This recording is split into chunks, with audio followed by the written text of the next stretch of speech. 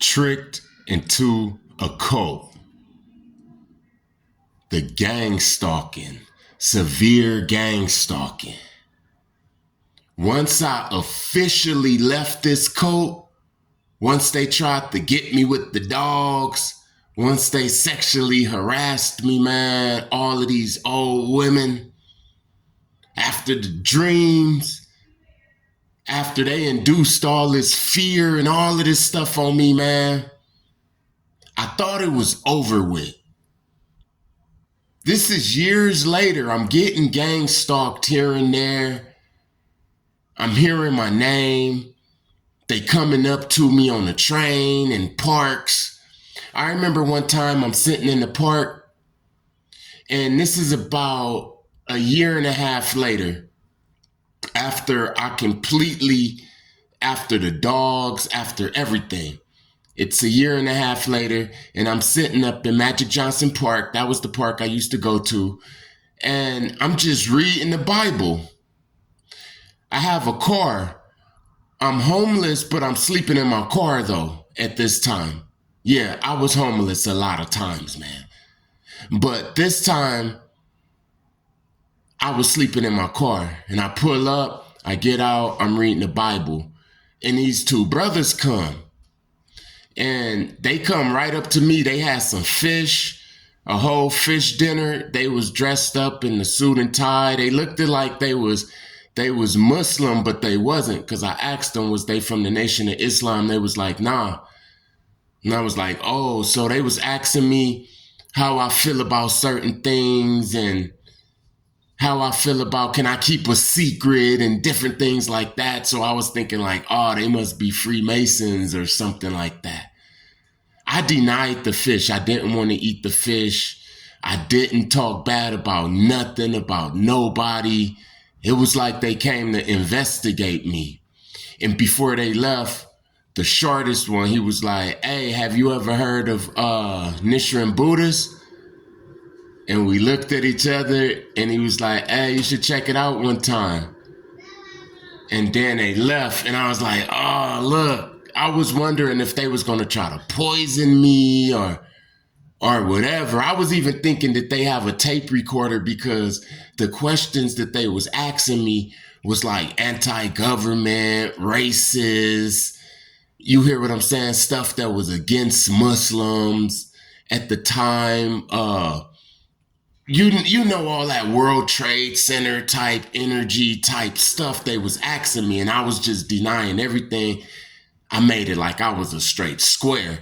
So things like this was happening to me after the dogs and all of that. And it was happening for years. They was sending people at me, man. They sent serial killers at me. I remember this one dude up in Phoenix when when me and my girl, we moved to Phoenix because the police tried to kill me in the park, and one of the police was one of them too. The one named Lou. It was one named Lou and Mukos. I already named them in other videos. The Asian one. He was one of them, the one that was about to kill me. They came up there to assassinate me. See, this is the stuff that I was going through. And when we moved to Phoenix, we was homeless. We moved to Phoenix to escape all of that, because they was on us. Well, on me at least.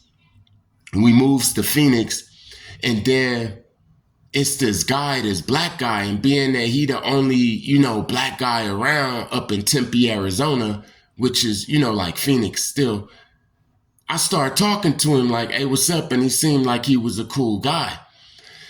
So he always seemed like he was a little dark, like he was a little off a little bit. One time I seen him talking to himself, you know what I'm saying? I caught him talking to himself, but it's like he snapped back real quick. I always remember that. But being that he was so cool, I was telling him, I'm like, hey, man, you wouldn't even believe it that I'm the man up in Long Beach. And he couldn't believe it. He was like, yeah. And I was telling him my life and all of that. And he was like, yeah, that sounds cool. And I was like, being that you so cool, whenever you come back, when I go back to Long Beach, I'm going to come up again, because I'm already plugged in. So If you ever, you know what I'm saying, need anything, here go my number, this where I'm gonna be at, all of that, all of that. So like about a month went by, and sure enough, when I left, me and my girl left, we jumped right back in it. You know what I'm saying? I got a couple of workers. One of them, I got 3 workers, man.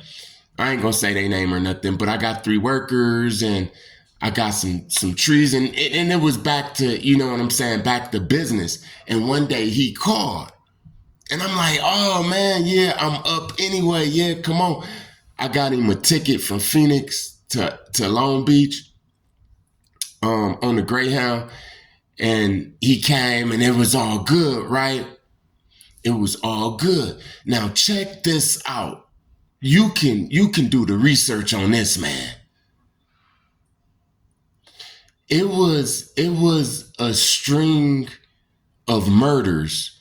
From it started a couple of days after he came. It was some murders of some homeless people up in downtown LA. I'm sorry, up in downtown Long Beach.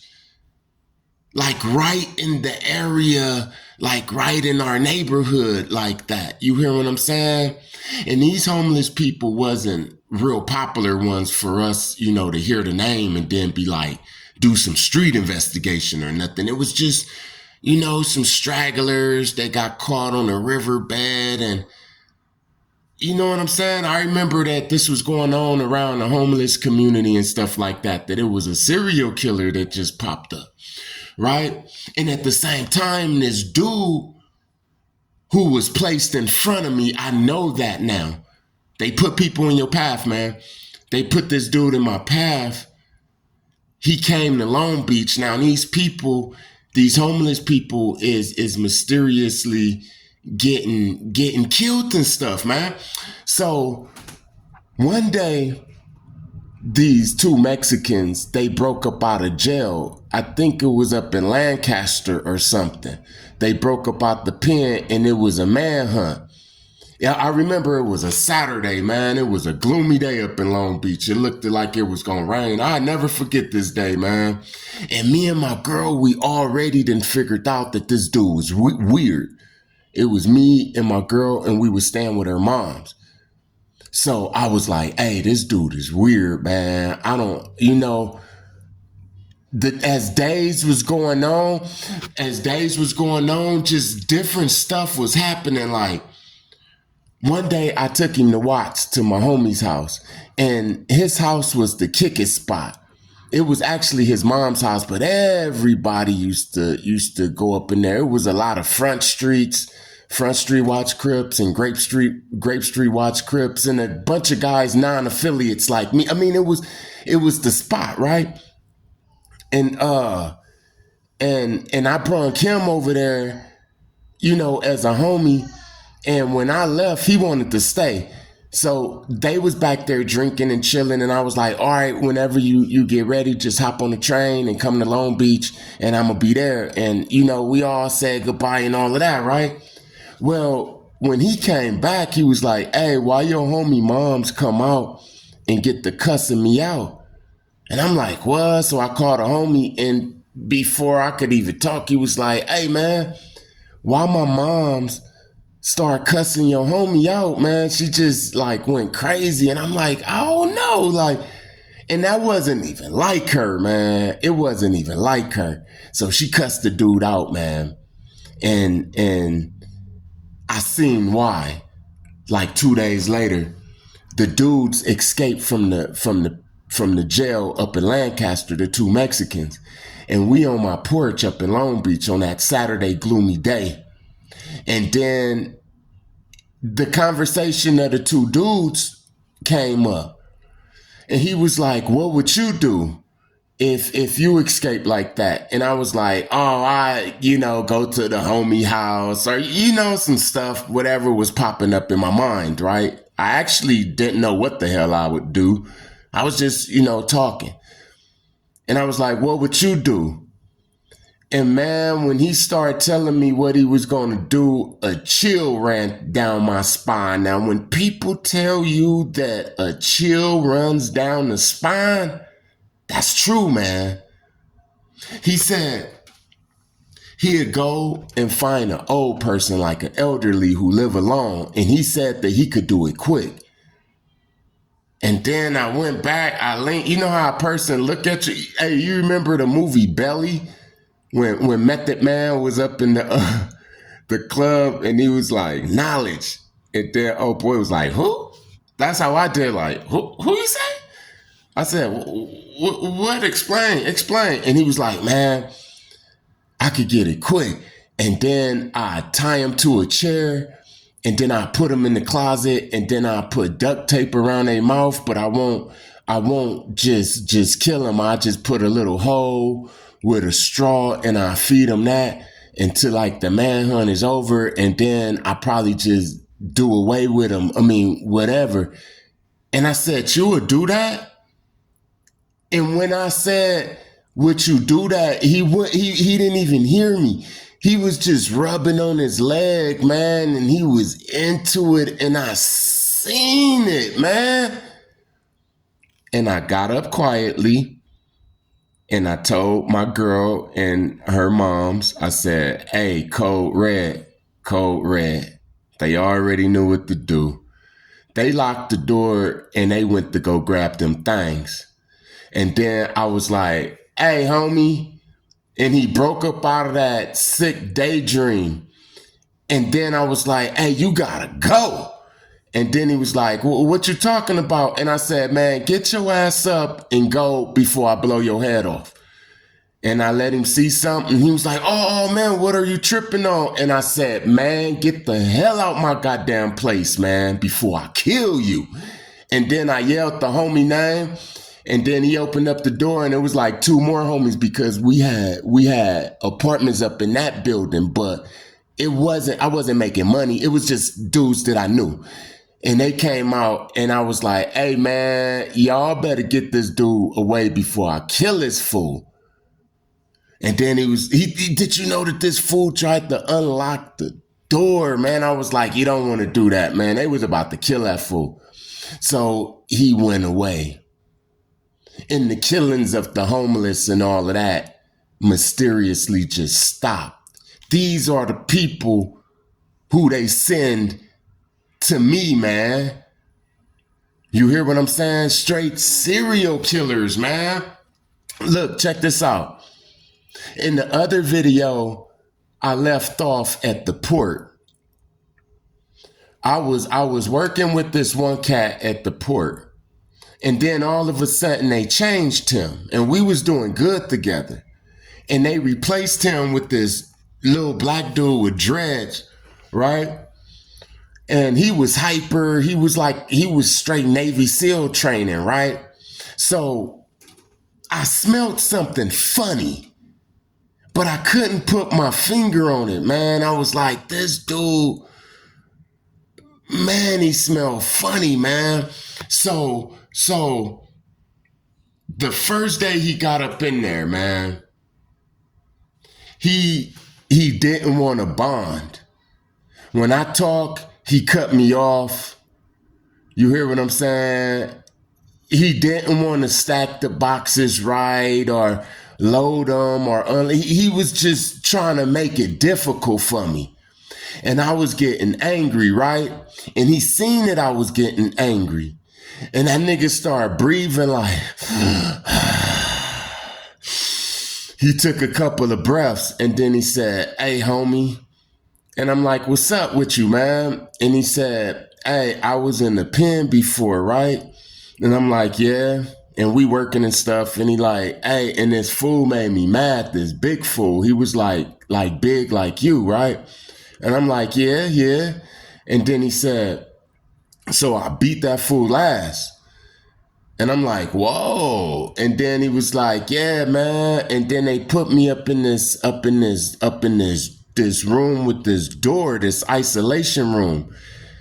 And you know what I did? And I said, what? And he said, watch this. And he moved some boxes. He said, watch this. And he took like 3 breaths.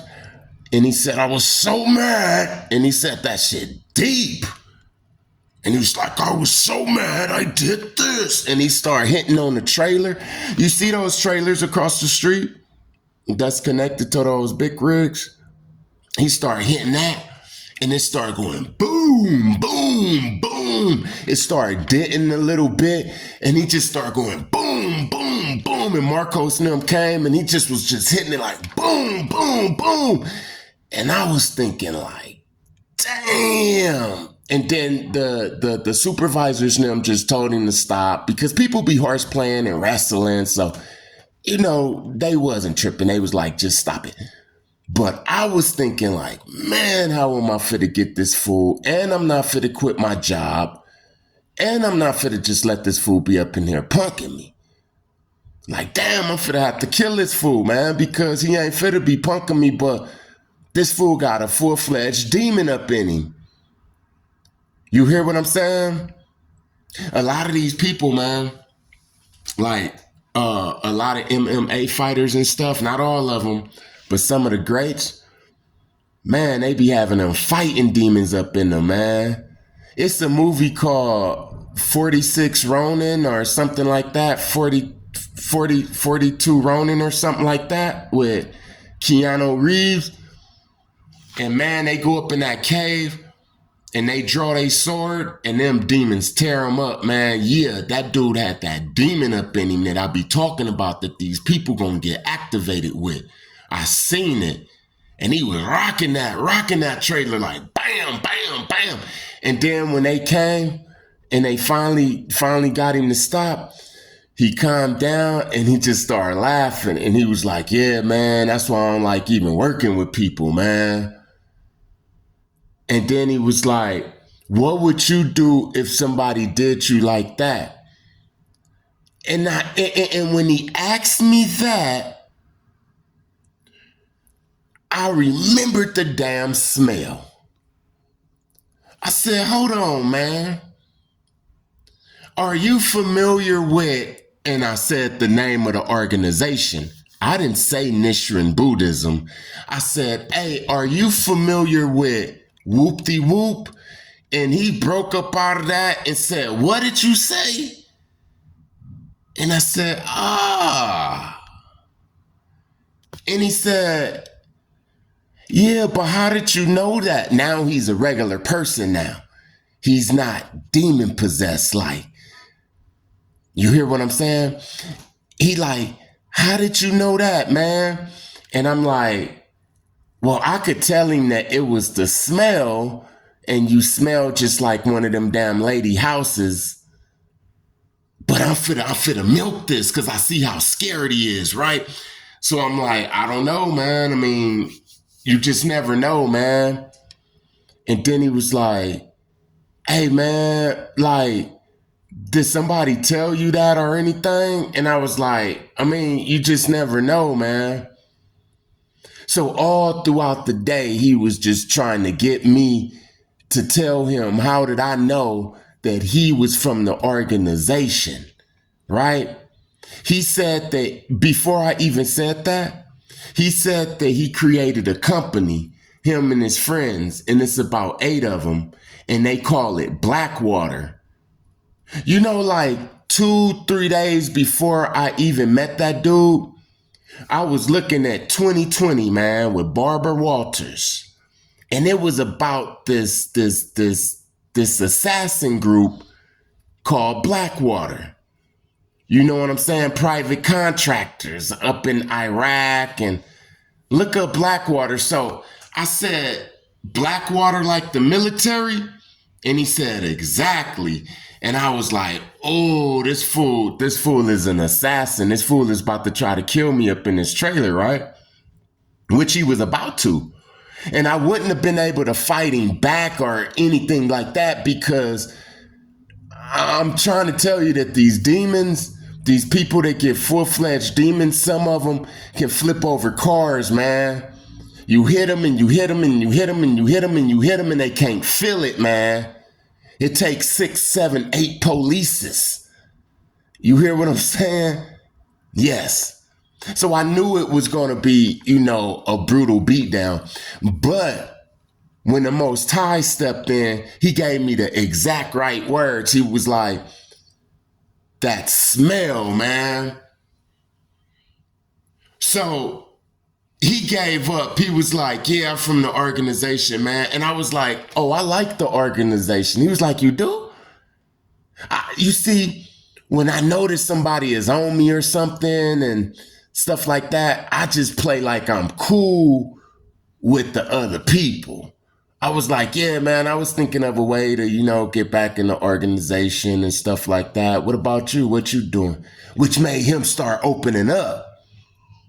And he put down all of that demon stuff. It's like when I asked him that question, if he was from the organization, that damn demon left him and it was gone.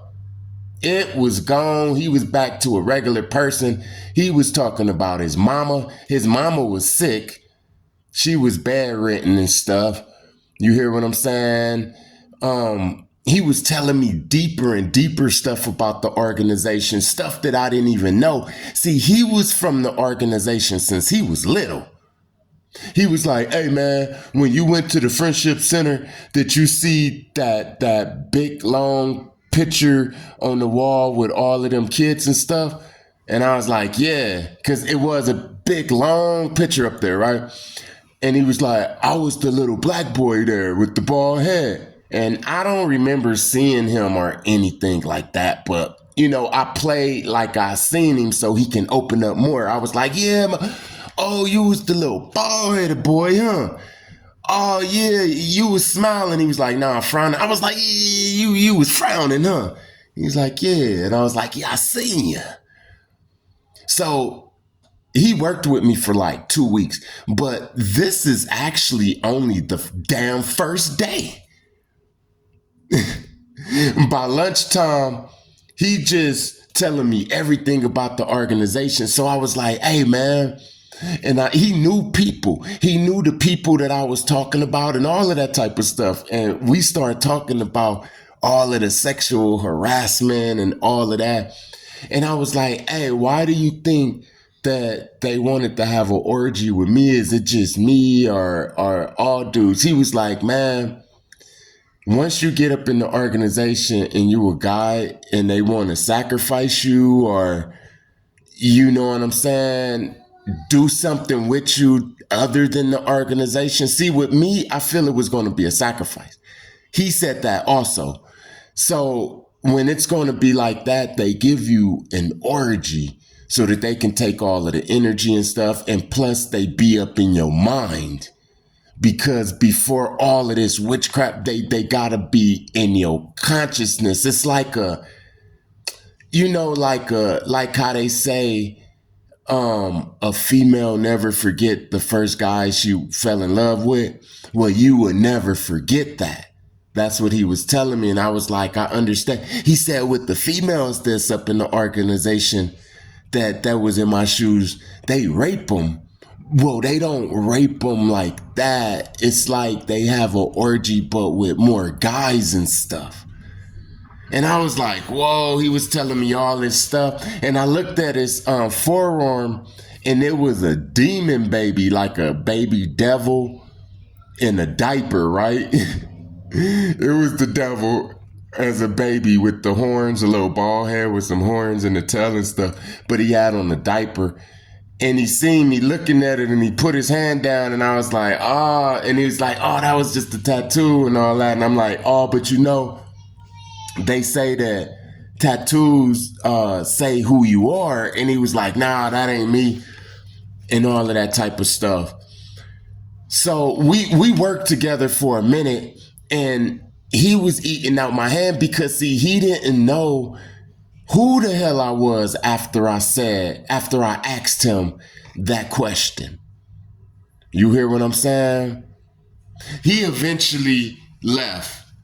Once they can't complete their mission, once they are exposed, they have to leave. They are actually terrified because, see, that demon can't be up in them no more because it's exposed. The demons, they hide out in the shadows and the quiet places. They don't want to be revealed. And once they revealed, once I asked him that question, it was a wrap. Now I'm just standing next to a man. And he can't He can't hit that damn trailer like he could no more. He can't think as fast as he could no more. He ain't as confident as he was before I asked him that question. So he eventually had to leave. And I worked. You hear what I'm saying? I continued to get harassed. I remember one time they had some boxes, right? And I had to climb all the way over to the back of the boxes. It was going to be a light load to where they not going to stuff the whole trailer. They was just going to stack up all of the back and leave the front for like the morning shift or the mid-afternoon shift or whatever. I was working the night shift.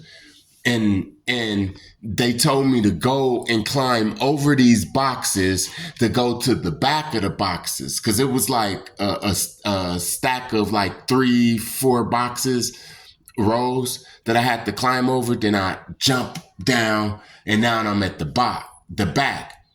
So I did that, and now when I'm climbing back up, this one fool said, "Oh man, we about to send this fool to China."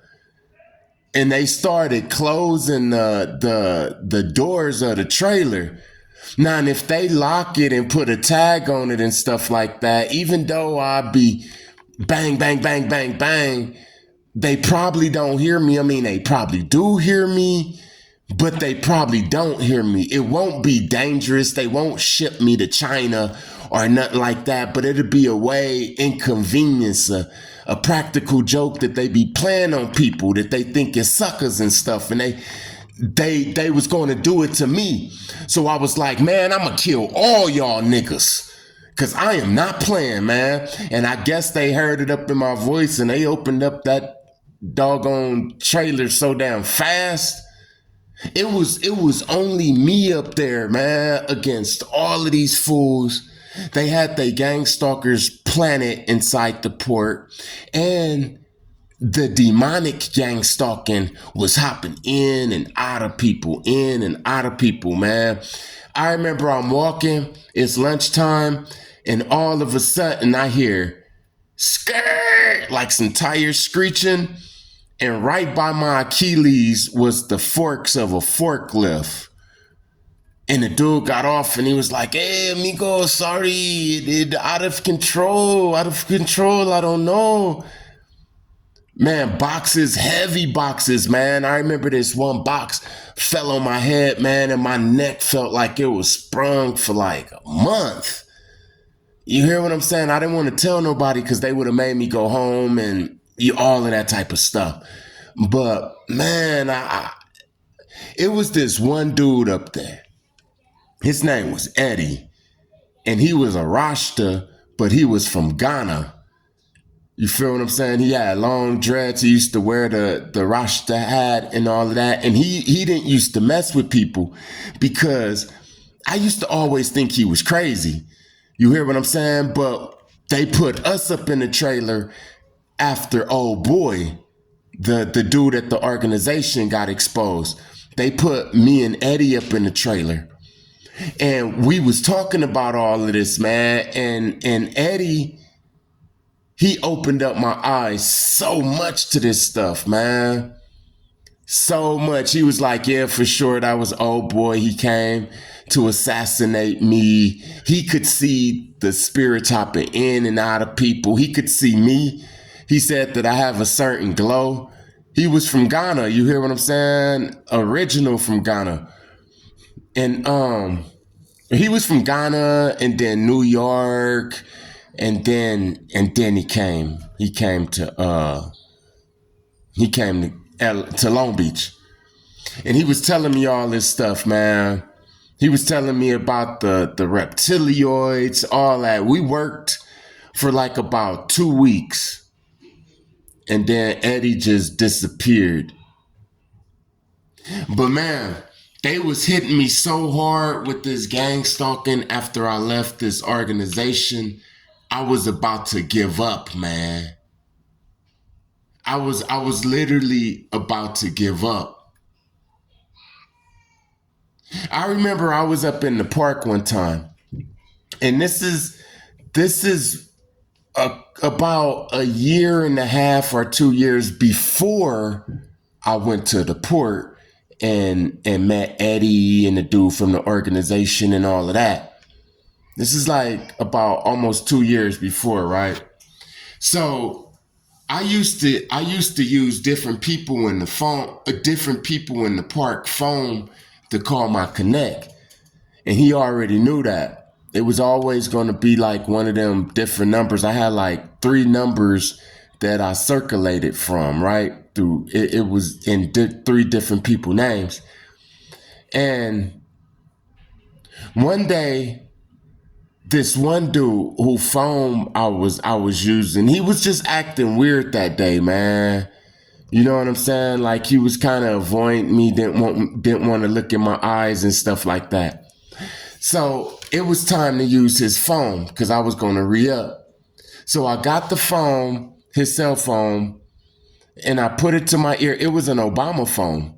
I put it to my ear. I dialed the number. I put it to my ear, and in like a screeching type of, like a computer type of noise, like screamer, like came through the phone like real loud, so loud that it hit me, man. It was like bam. And I started blinking. It's like somebody really came up and hit me in the head, man. And I'm grabbing my knees, and I got money on me. I got work in the park. You know, it's always somebody looking at you, and I'm telling myself, regain your composure, man. Regain your composure, because I'm like drunk. I just want to fall flat on the ground.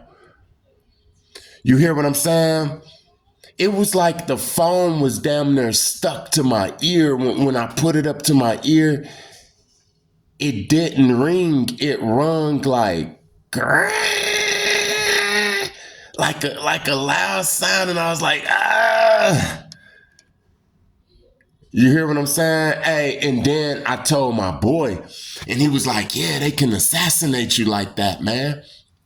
It was a time that I was terrified of cell phones, man. This organization, man, is deep. They Satanists. They hide behind Buddhists and chanting.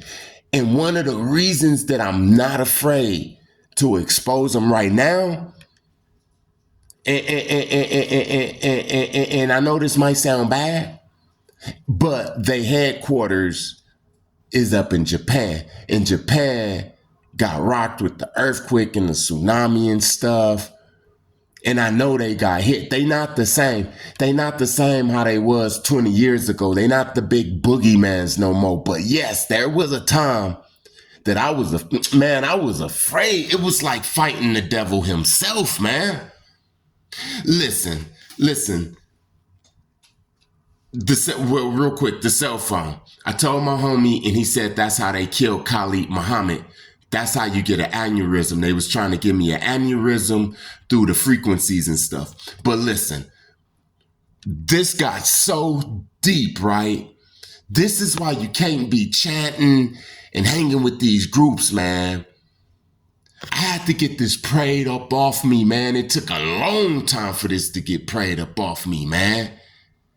Now listen, I used to hop on the train, hop on and off the train. The reason I used to always hop on the train is because that's how I used to move my stuff around. Because if you're moving it around up in the car, then they can pull you over, they can follow you and stuff. But as long as you got your damn ticket on the train and they can't smell nothing, then you good to go. I mean, you could travel all over LA with as much stuff as you want, and they don't never have probable cause, and you don't have to drive, right? So I needed to go get something get something. So I gets ready to hop on the train. And then this is when I'm under heavy attack, man. This is like a month after the phone thing. They tried to get me with the phone frequency through the Obama phone. And I hop on the train, and I get this extreme anxiety, man. And up in my head, I just hear "Nam yo ho, ring yang nam yo ho," and I'm like, oh man, and I'm trying to shake it, but not look crazy in front of the people, the other passengers. And I'm like, oh man, what is this? And then that voice came back, that deep voice. It was like, you know what it is. You think it's over? I control the air. And I was like, Satan? And he said, I control the air that goes inside your lungs. Watch this.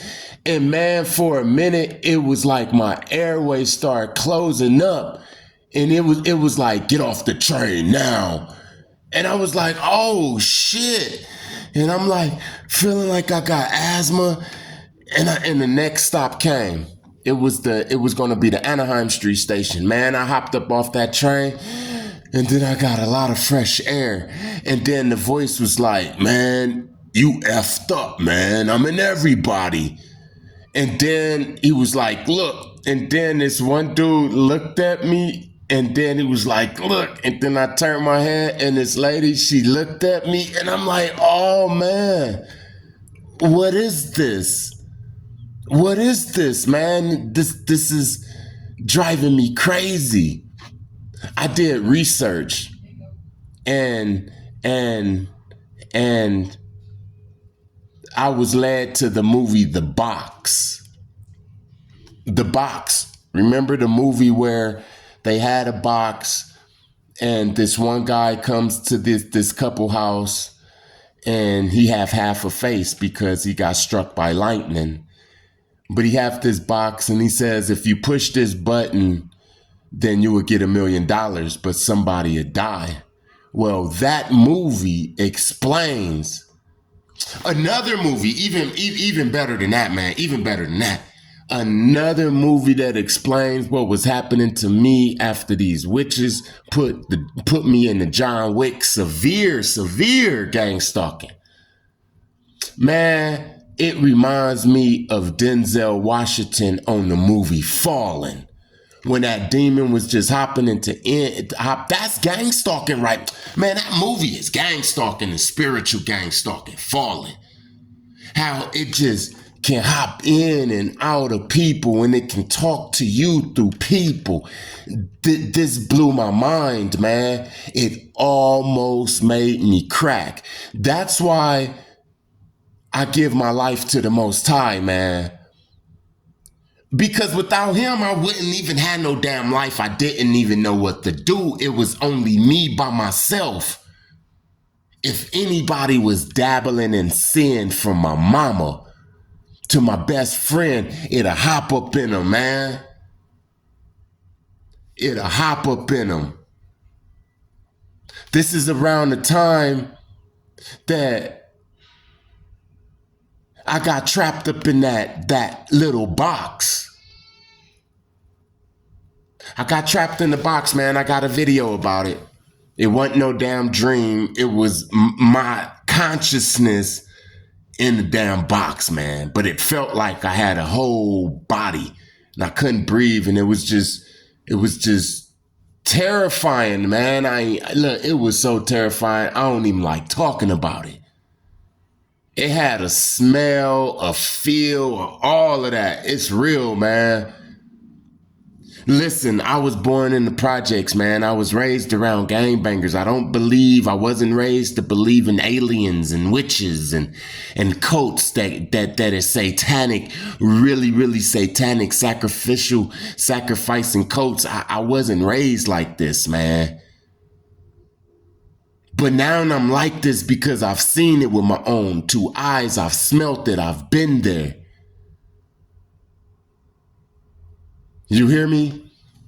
So the gang stalking continued, man. It continued so bad till one day, I got so many stories about this. One day I'm on a train again, because like I said, the train was my main transportation. So I'm on a train again and I'm fully loaded too. I'm fully loaded with a lot of work too, man. And as soon as I get on this train, this little Hispanic lady, she look at me, and how she look at me, it's like she know me. So I'm like, that's weird. So she move up, and then I'm got my earphones on, and I'm scoping the scene, but still in my own world.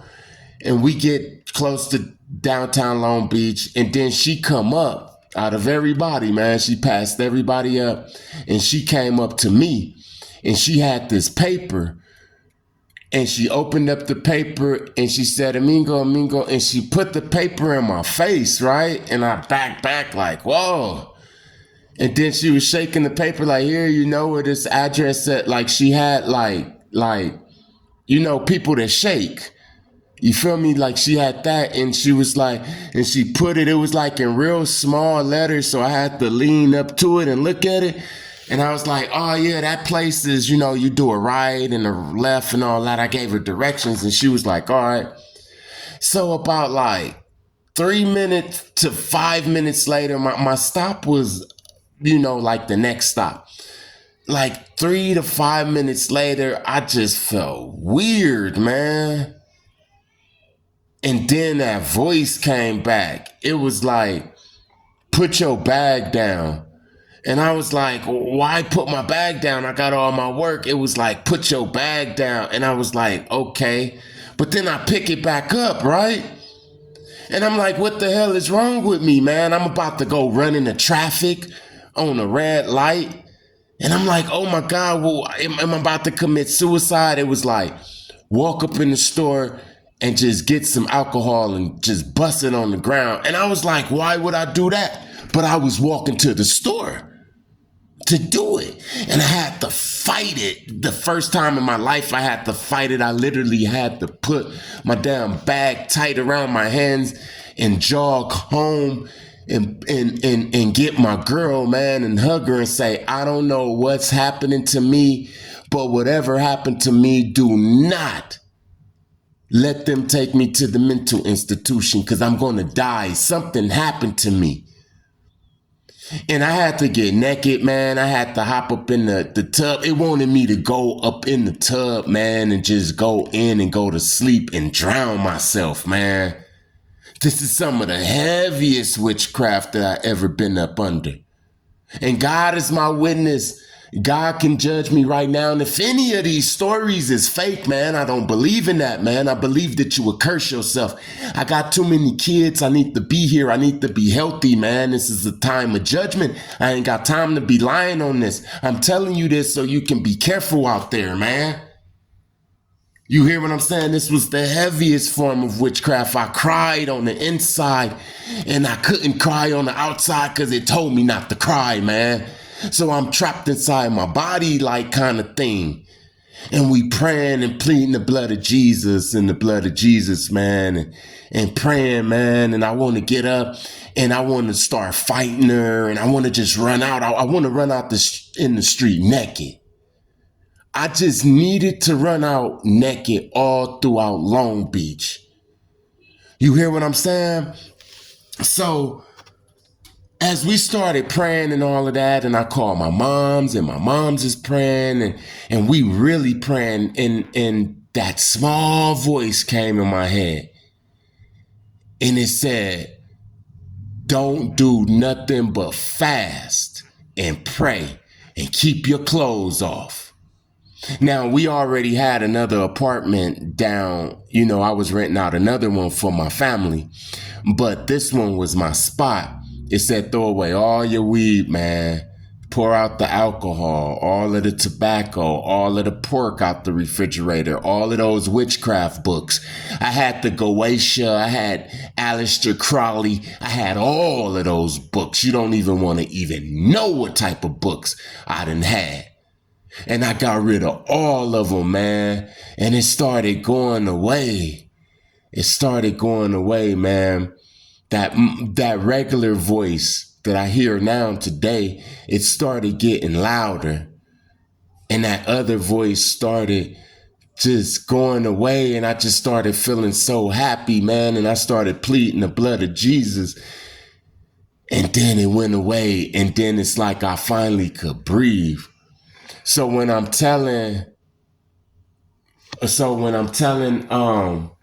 Mason Man this, right? A few years later, I'm telling Mason Man this, and he was like, yeah, she hit you. The Hispanic lady hit you with, I forgot what it was called.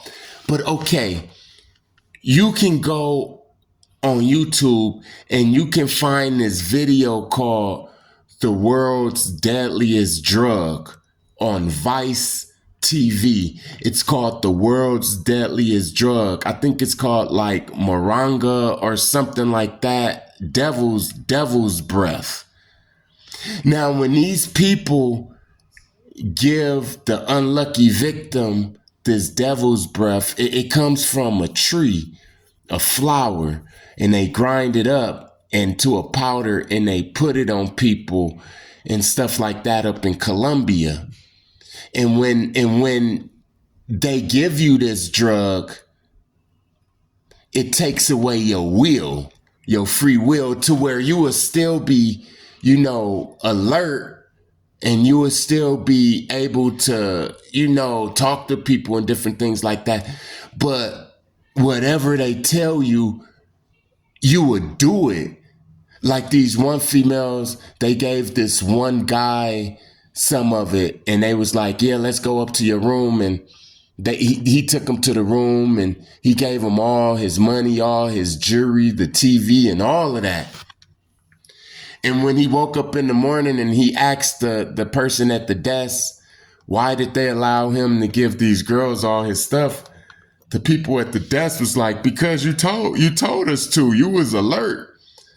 And I was like, oh, Mason, man, they got me, huh? And he was like, yeah, you see why this can be so dangerous. Like, the assassin don't even need to be this big blood dude. You know what I'm saying? This little dangerous crip with the gun. It could be as simple as a little old lady. This is going to be it with Tricked into the Code. I don't even want to really talk about this no more, but I will. If you ask me any questions, I answer them. I really don't even care. But the rest of the story is just gang stalking. I had to move, man. I was just so gang stalked until I learned how to fight back. But that wasn't until years later, man, into after the Rona. And it was the Rona and this new energy, this high vibration that we got, connecting with Christ, man, and really connecting with Christ. You know how that voice was, and it was having me wanting to kill myself and dump away all my weed and all of that type of stuff? Well, that's how the voice of Christ is to me. I do what he say. You hear what I'm saying? And once it was like that, this high vibe and all that, I was able to talk about stuff like this without having anxiety, without, you know what I'm saying? Look, it's this guy named Ken Price, and he talks about gang stalking, and he's on YouTube. And when he first started a couple of years ago, he was taking callers and doing live streams, and he wanted people with a testimony to record their testimony. So I recorded this testimony about Tricked into the Code, right? And this is all freestyle. All of my stories that I tell, they just freestyles and stuff. But I told him this testimony, and I uploaded one video. Listen, I came back from LA Fitness up in Phoenix, man. I came back from the gym, and my girl, she looking scared. And I'm like, what happened? And then she said, this Asian guy, he had a real deep Asian voice. He called and he said, you killed my cat. You killed my cat. And I'm like, what? And she like, yeah. And then he called again, and we had like six. And she's showing me like, man, a gang of missed calls. And some voicemails, like 8 voicemails, like, you gonna die, you hit my cat, you gonna die, you a bad person, and all of this. And it just all came back. I erased that video so quick. That's when I was still fearing them, man. It's not a lot of stuff up in this world that I fear, but when you get a glimpse into that other side, man, you can't just shoot that with a gun. You can't outrun it. You can't tell nobody, man. You can only depend on the Most High.